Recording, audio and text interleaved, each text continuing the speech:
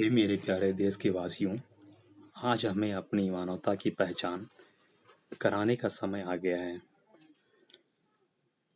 आज देश में प्रवासी मजदूरों की स्थिति बहुत ही नाजुक है।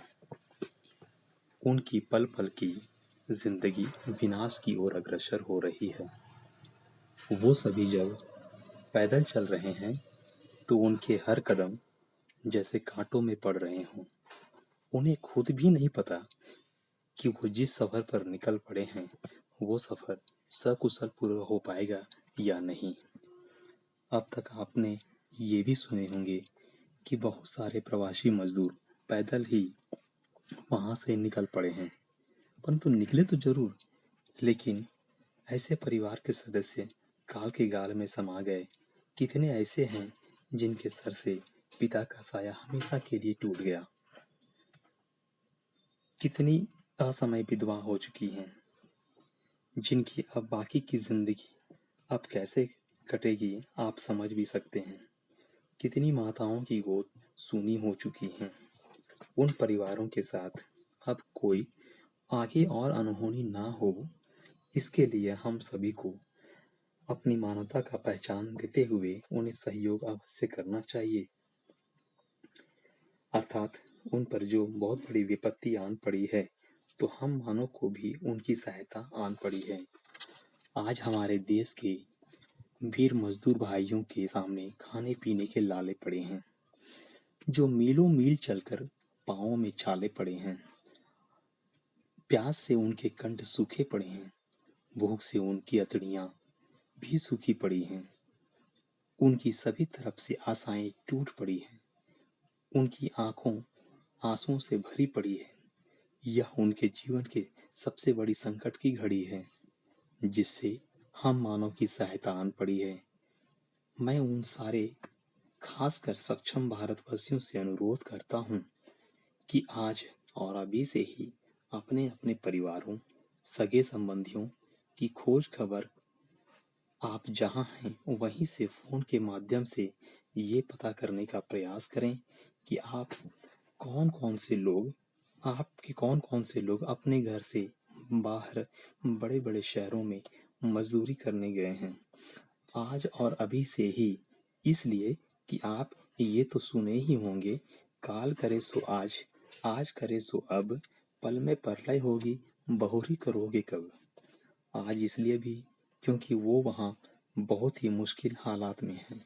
अर्थात उनका हाल चाल जानकर उनके खाते में आवश्यकता अनुसार, अपनी इच्छा अनुसार कुछ रुपये भेजकर उन्हें वहीं रुकने का आग्रह करें। हो सकता है कि आपकी उससे ना बनती हो, परंतु अभी आपको इस विकट परिस्थिति में अपनी मानवता की पहचान देना सबसे परम कर्तव्य है और अपने पारिवारिक कर्तव्य का पालन कर अपने गांव, समाज, राज्य एवं देश के साथ भी खड़े रहें। दूसरी तरफ इससे आने से बचेंगे और न खुद ही संक्रमित होकर अपने परिवारों और देश को भी संक्रमित होने से बचाएंगे।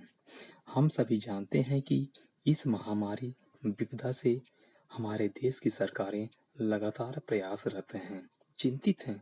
ऐसे में हम सबों का भी कर्तव्य बनता है कि इस मुश्किल घड़ी में देश के साथ कंधे से कंधा मिलाकर, कदम से कदम मिलाकर सफलता की मंजिल को हासिल करें और महामारी को दूर करने का प्रयास करें। अर्थात आज इस कहावत की सत्यता आन पड़ी है, साथी हाथ बढ़ाना, एक अकेला थक जाएगा तो मिलकर बोझ उठाना। ये किसान मजदूर ही हमारे देश की शान हैं। ये सभी अन्नदाता भी हैं और आज उन्हीं को अन्न नसीब नहीं है।